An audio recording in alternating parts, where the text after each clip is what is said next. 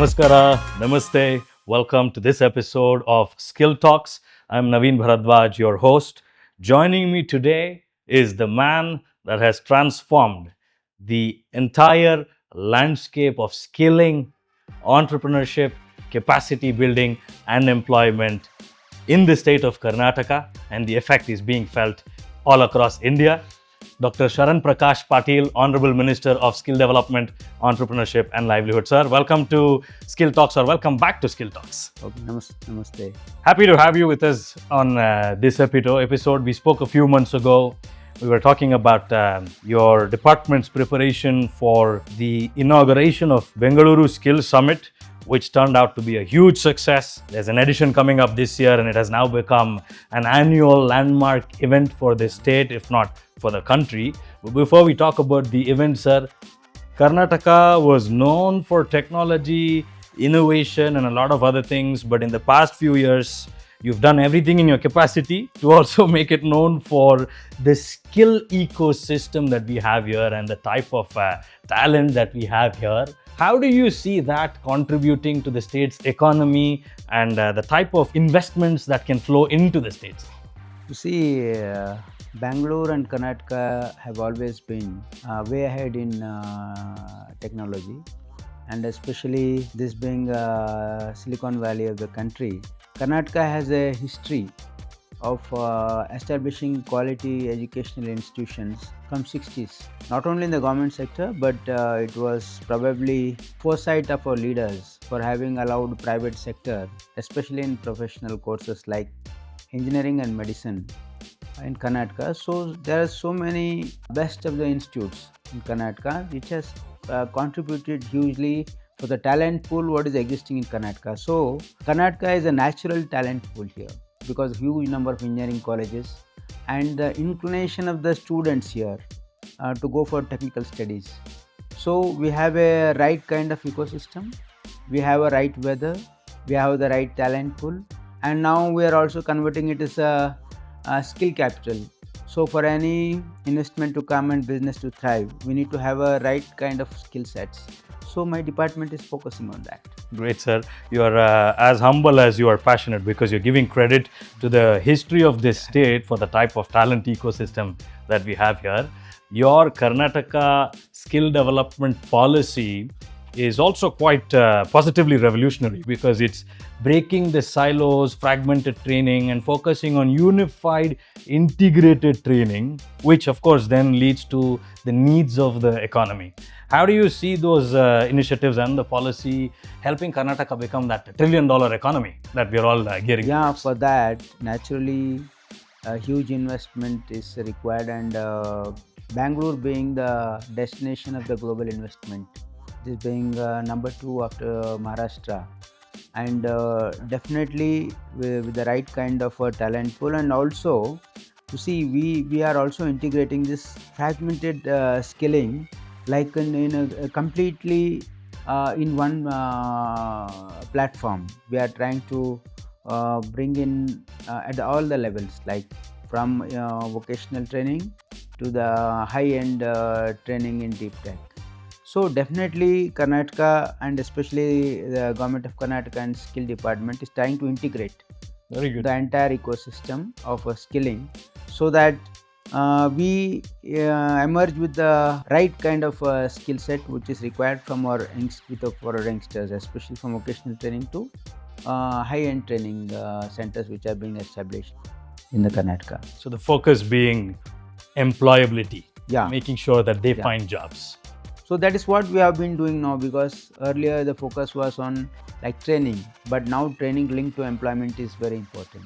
Absolutely. So the focus of the government is to make every skilled person employable as well. So we are trying to focus on employable skills and emerging technologies, so that we are ready to cater to any changes in ever-changing technical needs, which is because it is a fast evolving digital requirement. Sure. So we are trying to keep pace with that.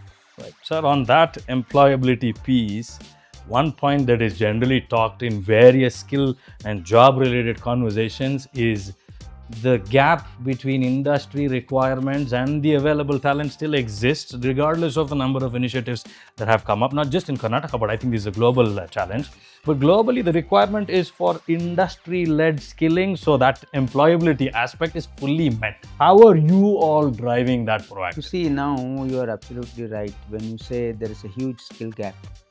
For that, we had constituted a skill council, myself and Priyank. We had a meeting with all the academia, industry, and students as well. So what we found was like what we are training our youngsters, it is not actually employable in the industries.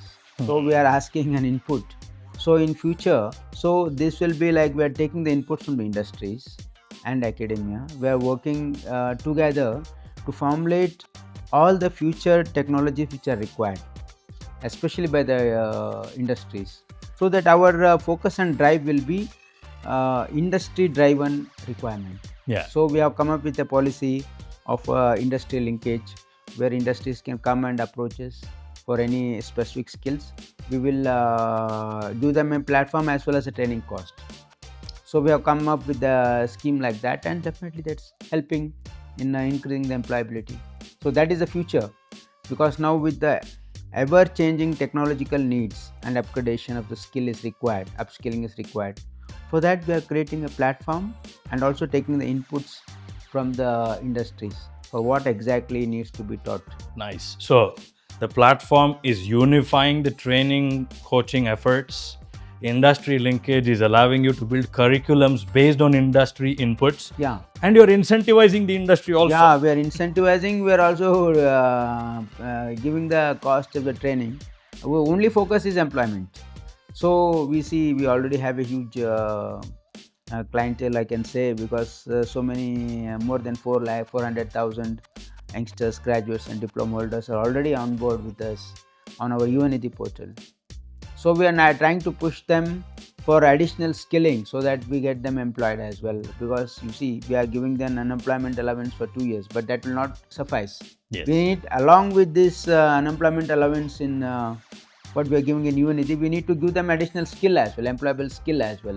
So we are focusing on that, and we are also building an app so that to connect them, connect the industry and employers and the employees, so that they can be online requirement, and the talent matching should be there online instead of doing physical job melas. So job seekers and job providers matchmaking as a 365-day affair, Yeah, as opposed to yeah, segments. yeah, and even all the employers, they can come there and post their requirements and also the required skill. And so many of the we are providing all the, it will initially it will be state level, later on anybody can come on that platform. Right. I think Karnataka style, it starts with the state and then it becomes a national movement. Budget announcement as well this year. Very good. So through UNITI, you're protecting the livelihoods or providing livelihoods for up to 2 years, and through the training courses, you're protecting the future of their lives. Yeah, we are trying by to teaching them how make to earn. them employable as well.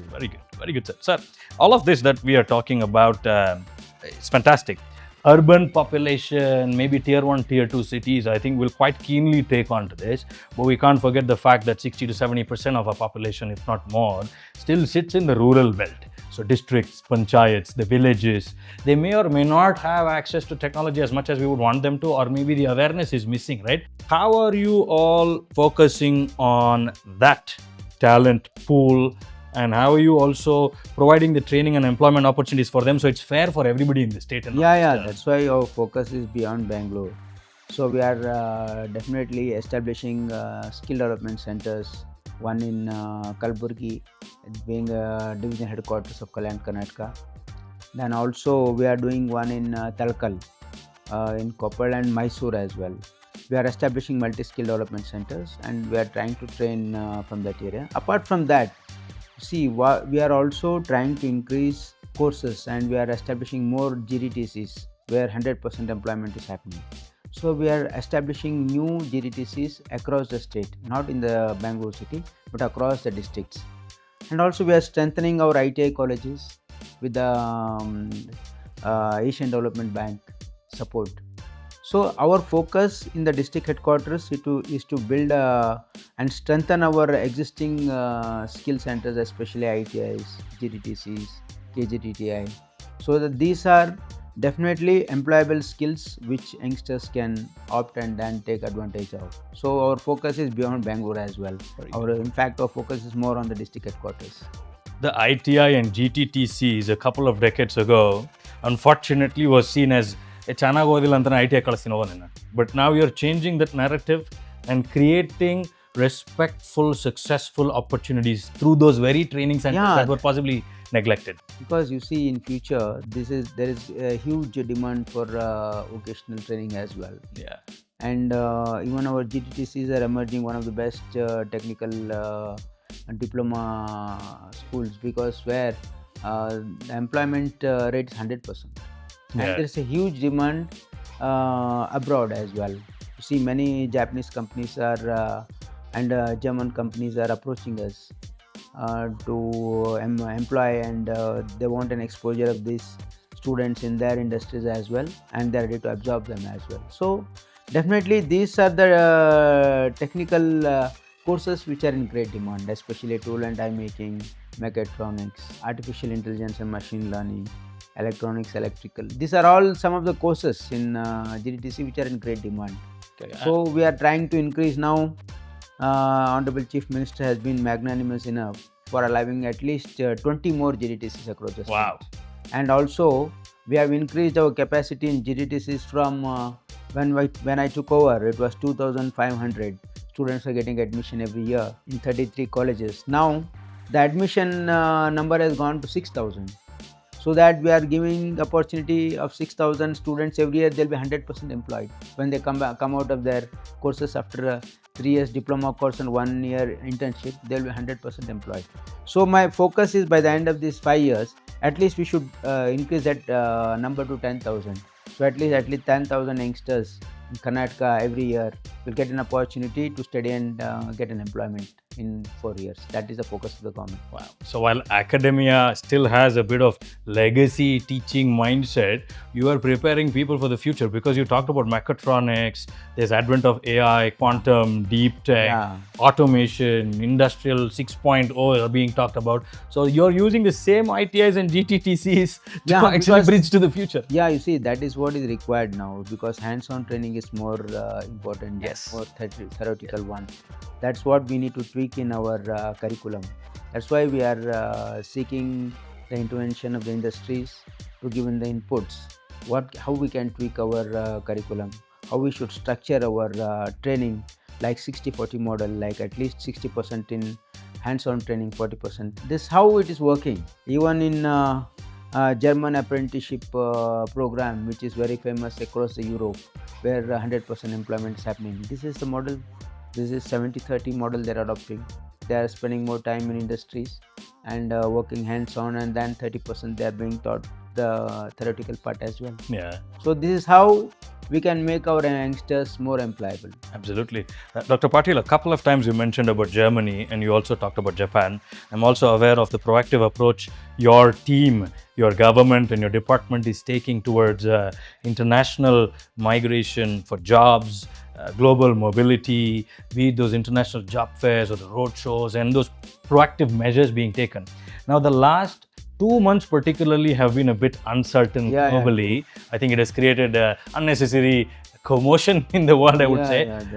What impact do you think that is going to have, and how is the state prepared to overcome that? You see, now especially my government and my department was very keen on international migration, because there is a huge scope. Karnataka being a state where it has a good number of quality education institutions, so it has become the destination of the global destination for people to come to look for talents here. So many consulates have approached me, especially from Japan, Italy, Germany, Australia. They're all coming here to look for talent, and we have been facilitating them to provide skilled manpower what is required there. For that, there are certain hurdles, like language is one of the hurdles. So we are trying to set up language labs, especially even in my medical education department. Huge number of requirement for nurses is there in Germany, in Italy, in Japan. even other countries as Middle East also. So that's one of the measures taken by our department to establish language labs. Apart from that, now our focus is like that Karnataka should be a destination. So we have an IMCK here, International Migration Center we have set up, so that it will facilitate people to migrate. And apart from that, because we are about to have an international job fair to be conducted in the month of May actually, but because of this instability in the international arena, because of this Gulf instability, so that has we have postponed a bit. So definitely this is a big challenge now, because Karnataka and the Karnataka students are very eager to work globally, because they feel they are confident, because they know the skill, they know the language. So globe is a destination for them. Only government is trying to facilitate them to migrate. So because of this international event uncertainty, this has become a challenge, but I'm sure it will settle down in a couple of months. Then we can be back on our efforts. I think notwithstanding what is happening, it could also be an opportunity because you're training them to be employed locally or globally. Yeah, true. And when the stability happens, when the market opens, when there is need to cover for the deficit, talent is going to dictate which country is actually so Karnataka forward. Being a skill capital, naturally people first destination will be Karnataka, and our students are also very enterprising. Yeah. They are like ready to explore new things. So definitely Karnataka has a great scope. Fantastic, sir. Now, getting to that, I wouldn't call it event, I would actually call it an impactful initiative that we are associated with, and we're fortunate to be running under your leadership, the Bengaluru Skill Summit. The second edition is coming up this November 2026. How do you see this summit playing a role in accelerating all those amazing work, the initiatives, the industry linkage, the global mobility, and other aspects that we just talked about? And what is your expectation from the entire community and ecosystem when it comes to their participation at the summit? See, though last year was the first event we conducted, the Bengaluru Skill Summit, now we have decided that it will be a yearly, that is, it will be annual event in future, and especially in 2026 as well. We are conducting in November 2nd, 3rd and 4th, I believe. So this will definitely open up a platform for especially the stakeholders, academia, the industries and the students to come together and to create a right kind of platform and ecosystem what is required, so that we'll come to know what requirement of skill is required, that needs to be upgraded, and that because of the fast changing requirement in digital and technical terms. So definitely our youngsters need to reskill and upskill every time, so that they are ready, industry ready by the time they come out of their institutions as well, because instead of spending more time and skilling after their courses, in meanwhile they're doing the courses, they can be skilled as well for the required. So we are planning for that as well.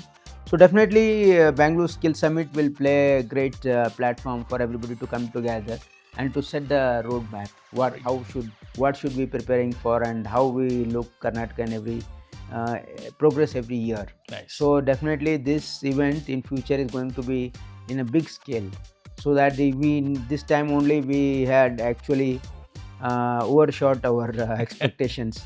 And with coming years, I'm sure this will grow into a big event. So I think on overshooting the expectation, it might be worth mentioning. I think 1,500% more than what it was originally. We had 400 to 6,500. So kudos to you and the full team. Not that much, but still the response was overwhelming by all by the stakeholders. Even the industries across the globe had participated, and even academia and students, overwhelming interest in this. That's definitely will encourage in future. I believe this is going to be a big event in Karnataka. So there's a solid community and ecosystem now. So you've got governments, you've got skill development and training institutes, you've got the international partners, you've got the solution providers, the industry, the academia, the youth, all of them coming together. Knowledge sharing, launching new initiatives, policies, reports, celebrating employers that are doing a great job, appreciating culture, which you did last year, and we've been told it is something that will continue. Yeah, that is the way to go forward. I believe, because we see Karnataka being very progressive in this, especially in skilling and talent pool here, and even experienced leadership is there. So many GCs are coming to Bangalore because we have a right leadership skills here. So definitely, future is Karnataka, and Bangalore is going to be a big destination in future, and Right. especially this event, Bangalore Skill Summit in future is going to be one of the big events. Sir, as somebody from Namma Bengaluru, I can't feel prouder than what I do with all the developments that's happening. Kudos to you, the leadership that we currently have, and all the work and the foundation that is laid for what is to come in the following years as well. Ladies and gentlemen, my name is Naveen Bharadwaj. This was Skill Talks, and joining me today was the Honorable Minister of Skill Development, Entrepreneurship and Livelihood and Medical Education from the Government of Karnataka in India, Dr. Sharanaprakash Patil. Namaskar.